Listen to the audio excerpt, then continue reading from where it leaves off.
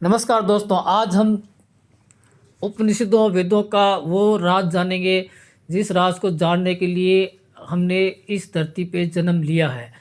दोस्तों, मैं अपने चैनल पर वेदों और उपनिषदों का गहरा ज्ञान अपने चैनल पे लेके आऊँगा। तो कृपया दोस्तों मेरे चैनल को लाइक करो, सब्सक्राइब करो और ज़्यादा से ज़्यादा लोगों तक शेयर करो, ताकि हर इंसान वेदों का ज्ञान को जान सके, समझ सके और अपना जीवन में उनका उपयोग कर सको। ये एक पुण्य का काम है, तो दोस्तों ये काम आप ज़रूर कीजिएगा। आज हम जानते हैं चेतना का रहस्य। बहुत प्राचीन समय की बात है। एक बार एक शिष्य ने अपने गुरु से पूछा, मैं सब कुछ देखता हूँ, सुनता हूँ, समझता हूँ, पर जो इन सब का अनुभव कर रहा है वह कौन है? जैसे हम बोल रहे हैं, चल रहे हैं, बात कर रहे हैं, हम जिंदा हैं, इसका अनुभव हमारे शरीर में ऐसा कौन है जो इनका अनुभव कर रहा है कि हम बोल रहे हैं, चल रहे हैं, बात कर रहे हैं, सुन रहे हैं, देख रहे हैं। ये जो क्रियाएं शरीर के द्वारा की जा रही है, इन क्रियाओं को करने वाला कौन है और इन क्रियाओं का अनुभव करने वाला कौन है? गुरु ने कोई उत्तर नहीं दिया। वे केवल मुस्कुराए, क्योंकि कुछ प्रश्नों के उत्तर शब्दों में नहीं, मौन में छिपे होते हैं। मनुष्य बाहर की यात्रा में थक जाता है। हम दिन भर ऑफिस के काम करते हैं, बिजनेस का काम करते हैं। हमारे रोजिन का एक ही रूटीन है, सुबह उठो, काम पे जाओ, शाम को आओ, सो जाओ। मनुष्य इसके अलावा और कुछ नहीं करता। धन कमाना, परिवार को पालन करना, अपनी ज़रूरतों को पूरी करना, वह अपनी पूरी ज़िंदगी इन्हीं चीज़ों में बिता देता है। उसने कभी भी ये जानने की कोशिश नहीं की कि बाहर के संसार के अलावा एक संसार हमारे भीतर भी है, जिसको हमें जानना बहुत ज़्यादा ज़रूरी भी है। जब तक हम अपने भीतर के संसार को नहीं जानेंगे तो बाहर की सब चीज़ें बदलने वाली है। जो आज आपके लिए अच्छा कर रहा है, कल हो सकता है वही आदमी बुरा कर देवे। यानी बाहर की चीज़ें समय के साथ बदलती रहती है, लेकिन भीतर कोई ऐसी चीज़ है जो कभी भी नहीं बदलती। आज हम उस चीज़ के बारे में गहराई से जानेंगे। वह जो भीतर निरंतर अनुभव हो रहा है, सुख, दुख, विचार, स्मृति, ये सब आते जाते रहे। हमारे जीवन में सुख भी आएंगे, दुख भी आएंगे, हमारे मन में विचार भी आएंगे और हमें पुरानी बातें याद भी आएगी। ये हमारे जीवन में आते जाते रहते हैं, पर जो इन्हें आते जाते देख रहा है वह न आता है न जाता है। उसी को उपनिषद चेतना कहते हैं। यानी हमारे जीवन में सुख, दुख, जो भी चीज़ें हमारे मन में या हमारे दिमाग में जो भी विचार आ रहे हैं, जा रहे हैं, इनको कोई देख रहा है। जो देख रहा है उसी को उपनिषदों ने चेतना कहा है। यानी हमारा असली स्वरूप चेतना है। यानी हम बाहर से कुछ भी दिखाई देवे, लेकिन हमारा असली स्वरूप हमारी चेतना में है। यानी चेतना के द्वारा ही हम सब चीज़ों का अनुभव कर रहे हैं। कई बार ज़िंदगी में आपने नोट किया होगा कि ऐसी घटना घट जाती है जिसको आप जीवन भर नहीं भूलते। तो वो ऐसा क्यों होता है कि आप उस बात को, जैसे किसी ने आपका दिल दुखाया हो, किसी ने आपका दिल तोड़ा हो, किसी ने आपको बहुत बड़ा नुकसान करवाया हो, वो बात आप जीवन में कभी भी नहीं भूलते। उसका कारण यह है कि वो बात सीधी मन के उस पार चेतना के पास चली जाती है।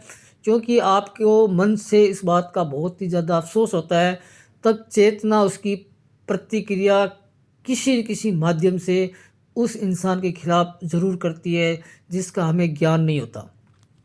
यानी मान लीजिए किसी ने आपका दिल दुखाया, तो मान के चले सामने वाले का भी दिल ज़रूर दुखेगा। ये चेतना, क्योंकि पूरे ब्रह्मांड एक ही चेतना का स्वरूप है, इसलिए अगर आपने आज किसी के साथ गलत किया है तो आप मान के चलिए आने वाले समय में आपके साथ भी वही गलत होगा।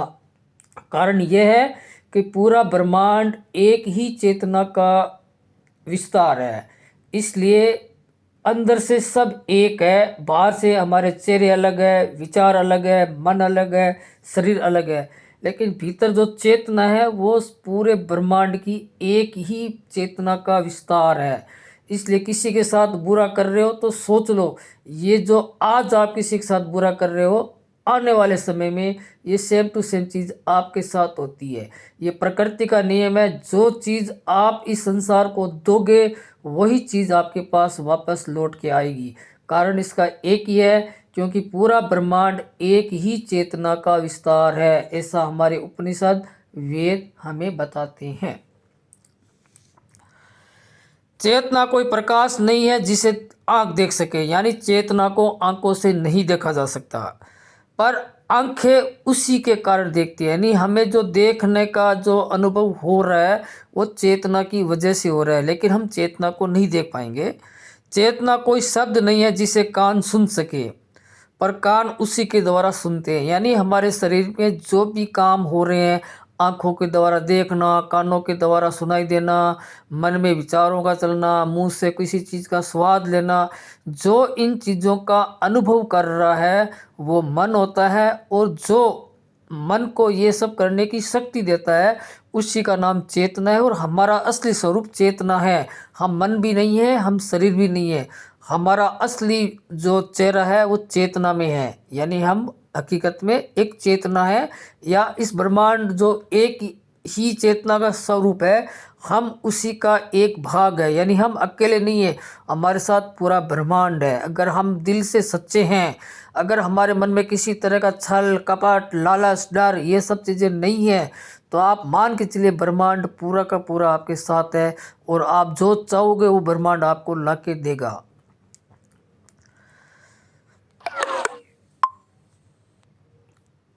चेतना कोई प्रकाश नहीं जिसे आंखें देख सके, पर आंखें उसी के कारण देखती है। चेतना कोई शब्द नहीं है जिसे कान सुन सके, पर कान उसी के कारण सुनते हैं।